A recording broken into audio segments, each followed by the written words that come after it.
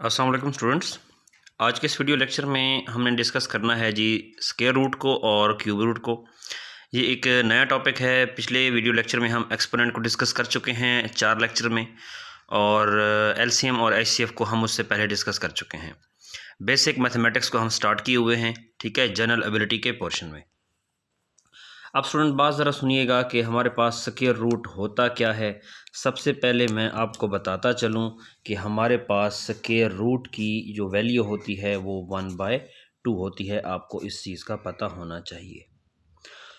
उसके बाद अगली बात हम करते हैं कि हमारे पास कोई भी नंबर अगर आपको दे दिया जाए और आपको कहा जाए कि इसका स्क्वायर रूट फाइंड करें। फॉर एग्जांपल मैं आपको कह दूं कि वो आपको कहता है कि जी ये नंबर है आपके पास, कोई भी नंबर हम ले लेते हैं।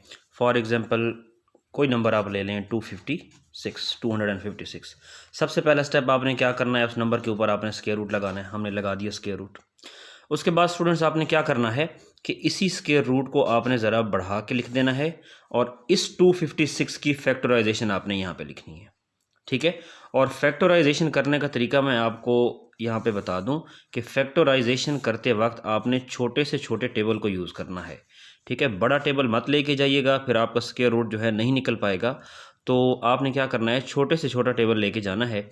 अब देखें यहाँ पे 2 का टेबल 2 पे 1 टाइम, 2 का टेबल 5 पे 2 2 ज़ा 4 होता है, 1 बच गया, एक चला गया आगे, वो 16 बन गया, 2 8 ज़ा 16। 2 का टेबल 12 पे 2 6 ज़ा 12, और 2 का टेबल 8 पे 4 टाइम। 2 का टेबल 6 पे 3 टाइम जाता है, 2 का टेबल 4 पे 2 टाइम जाता है, 2 का टेबल 32 पे 16 टाइम जाता है, और हमारे पास ये 2 का टेबल 16 पे 8 टाइम आ गया। ठीक हो गया स्टूडेंट्स। और 2 का टेबल 8 पे 4 टाइम, और 2 का टेबल 4 पे फिर 2 टाइम, और 2 का टेबल 2 पे 1 टाइम। जब नीचे 1 बच गया स्टूडेंट्स, तो आपने क्या करना है, इस सारी बात को आपने यहाँ पे लिख देना है। तो कितनी मरतबा है ये, 1 2 3 4 5 6 7 8। तो हम यहाँ पे लिख देंगे 2 multiply 2 multiply 2 multiply 2 multiply 2 multiply 2 multiply 2, 2 2 4 2 6 7 और 1, ये 8 हो गया। अब स्टूडेंट्स आपने क्या करना है, क्योंकि आप स्क्वायर रूट फाइंड कर रहे हैं तो पेयर बना दें। ये 2 आ गए हमारे पास, ठीक है, और इसका हमने स्क्वायर कर दिया। ये 2 हमारे पास आ गए तो हमने इसका स्क्वायर कर दिया। ये भी हमारे पास 2 हैं तो हमने इसका स्क्वायर कर दिया, और ये 2 हमारे पास हैं तो हमने इसका भी क्या कर दिया, स्क्वायर कर दिया। अब स्टूडेंट्स आपको इस बात का पता हो कि जब भी दरमियान में मल्टीप्लाई चल रहा हो या डिवाइड हो, तब ही स्क्वायर रूट सेपरेट हो सकते हैं। इस 2 का स्क्वायर अलग, इस 2 का स्क्वायर अलग, और इस 2 का स्क्वायर अलग, और इस 2 का हम स्क्वायर अलग कर लेते हैं, स्क्वायर रूट अलग, ठीक है। सबका स्क्वायर रूट हमने सेपरेट कर लिया। ये स्क्वायर रूट हमारे पास क्या हो जाएंगे स्टूडेंट, कैंसिल हो जाएंगे। तो हमारे पास क्या चीज़ बच गई, 2 मल्टीप्लाई 2 मल्टीप्लाई 2 मल्टीप्लाई 2। तो ये हमारे पास कितना आ गया, 2 2 ज़ा 4 4 2 ज़ा 8 और 8 2 ज़ा 16। यानी 256 का हमने फैक्टराइजेशन करके इसका स्क्वायर रूट लिया, तो ये हमारे पास कितना आया, 16 आया। अब ये 2 का स्क्वायर इस स्क्वायर रूट से कैसे कटा है, ये भी आपको पता होना चाहिए। भाई देखें, अंडर रूट है और नीचे 2 का स्क्वायर है, तो ये 2 का स्क्वायर मैं वैसे लिख रहा हूँ। अभी मैंने क्या बोला, स्क्वायर रूट की वैल्यू कितनी होती है, स्क्वायर रूट की वैल्यू 1/2 होती है। तो यहाँ पे स्क्वायर रूट खड़ा है, अगर स्क्वायर रूट को हटाएं तो स्क्वायर रूट की वैल्यू आ जाएगी उसकी जगह 1/2।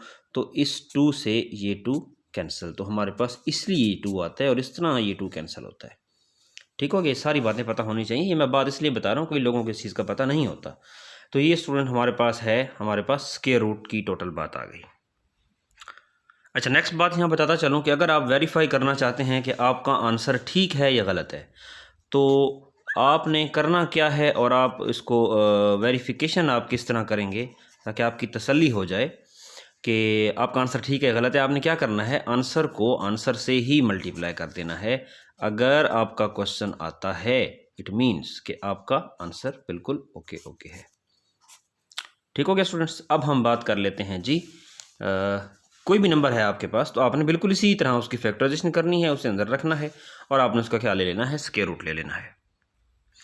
इसी तरह स्टूडेंट्स मैं बात करता हूँ एक और यहाँ पे और मैं कहता हूँ कि फॉर एग्जांपल हमारे पास ये 98 है और 98 की आप क्या करें, फैक्टराइजेशन करें, 98 का स्क्वायर रूट फाइंड करके दें मुझे। तो ये सबसे पहले तो मैंने स्क्वायर रूट लगाना था, मैंने लगा दिया, ठीक है। और उसके बाद मैं क्या करूँगा जी कि 98 की मुझे फैक्टराइजेशन चाहिए, तो मैं 98 की फैक्टराइजेशन कर दूँगा यहाँ पे मैं करूँगा 2 का टेबल 9 पे, 2 4 ज़ा 8, हमारे पास एक बचा यहाँ पे 18 बन गया। 2 का टेबल 18 पे हमारे पास 9 टाइम जाता है। और फिर हम क्या करेंगे कि 7 का टेबल ही जाएगा अब तो 49 पे, तो 7 7 ज़ा 49 और 7 1 ज़ा 7। तो हमारे पास 98 की फैक्टराइजेशन आई 2 × 7 × 7। तो ये मैंने लिख दिया 2 × 7 × 7। अब स्टूडेंट्स एक बात को गौर से देख लें, यहाँ हमारे पास 2 का पेयर नहीं बन रहा, 2 का पेयर हमारे पास नहीं बन रहा। ये क्वेश्चन मैंने क्यों कराया, इसीलिए कराया ताकि आपको पता चल जाए एक मरतबा कि 7 × 7 को तो चलो हम 7 का स्क्वायर लिख दिया मैंने, 7 × 7 को तो मैंने 7 का स्क्वायर लिख दिया और ये 2 मेरे पास वैसे का वैसे आ गया। अब फिर दरमियान में मल्टीप्लाई है तो आप उसका स्क्वायर रूट अलग कर लें और अगले वाली वैल्यू का स्क्वायर रूट अलग कर लें।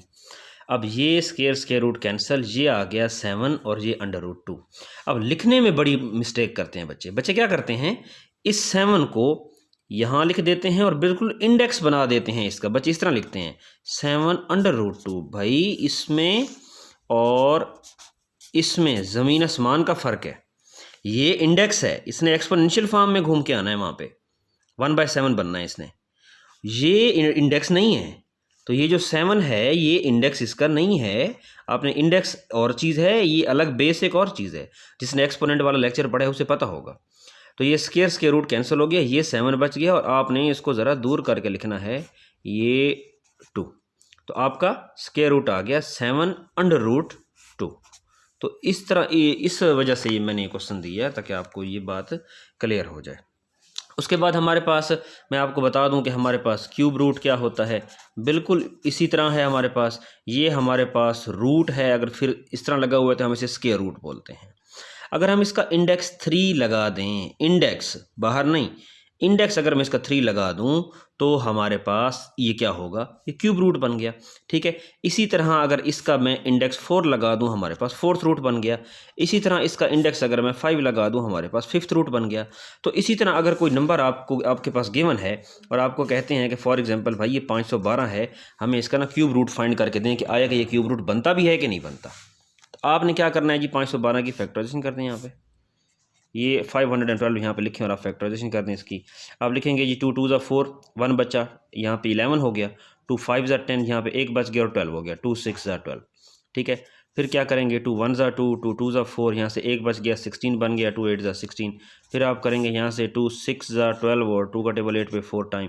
फिर 2 का टेबल यहाँ पे आप 64 पे ले जाएंगे 32 टाइम। फिर 2 का टेबल ले जाएंगे आप 32 पे यहाँ पे 16 टाइम्स, ठीक है। और फिर 2 का टेबल आप 16 पे ले जाएंगे 8 टाइम्स। और फिर यहाँ पे आप 2 का टेबल ले जाएंगे 8 पे 4 टाइम और 2 का टेबल 4 पे 2 टाइम और 2 का टेबल 2 पे 1 टाइम। तो कितना आया यहाँ पे देख लें 1 2 3 4 5 6 7 8 9। तो हमारे पास ये 9 टाइम्स आ रहा है। तो आपने क्या करना है, जो क्वेश्चन दिया हुआ है सबसे पहले तो उसके ऊपर आपने क्यूब रूट लगाना है। ये आ गया रूट और ये है क्यूब, ये हमने इसके ऊपर लगा दिया। ये 3 का 3 आ गया और हमारे पास अंदर कितना आया 2 की पावर 9 आया, 9 टाइम्स आया। तो 2 की पावर 9 ये आ गया। आप देखें जो इंडेक्स होता है वो एक्सपोनेंशियल फॉर्म में घूम के 1/3 बनता है। अब मैं यहाँ आपको एक बात बता दूं कि नीचे वाला डिनोमिनेटर इससे कैंसिल होता है, ठीक है, और ये जो पावर खड़ी है ये सामने वाले से मल्टीप्लाई होती है। बच्चे सामने वाले से कैंसिल कर रहे होते हैं, ऐसे नहीं होता, नीचे वाले से कैंसिल होता है और सामने वाले से मल्टीप्लाई होता है। तो 3 का टेबल इस 9 पे 3 टाइम जाएगा। तो हमारे पास क्या बचा 2 की पावर 3। और आप जानते हैं स्टूडेंट 2 की पावर 3 का क्या मतलब है, 2 की पावर 3 का मतलब है 2 × 3 नहीं, 2 × 2 × 2। और ये हमारे पास कितना आया 8। और अगर आप वेरीफाई करना चाहते हैं कि आंसर हमारा ठीक है या गलत है तो आपने वेरीफाई किस तरह करना है, आपने अब 3 बार, क्योंकि हम क्यूब रूट ले रहे हैं ना, क्यूब क्या होता है 3 होता है, तो आपने 3 मरतबा मल्टीप्लाई करना है। तो वाकई अगर आपका क्वेश्चन आता है इट मीन्स कि आपका ये आंसर ठीक है, ठीक हो गया स्टूडेंट्स। तो 8 का अब किसी भी नंबर का क्यूब रूट अगर आपने लेना है तो आप आसानी से ले सकते हैं, किसी भी नंबर का स्क्वायर रूट आपने लेना है तो वो भी आप इजीली ले सकते हैं। आई होप स्टूडेंट्स कि आपको ये बात क्लियर समझ आ गई होगी कि स्क्वायर रूट क्या होता है, क्यूब रूट क्या होता है। ठीक हो गया स्टूडेंट्स, और इस चीज़ को अच्छे से करें, बहुत प्रैक्टिस करें इनकी, और ये फिर आपके MCQs में लग जाता है, ठीक है, और शॉर्ट क्वेश्चन में भी। Thanks for watching this video.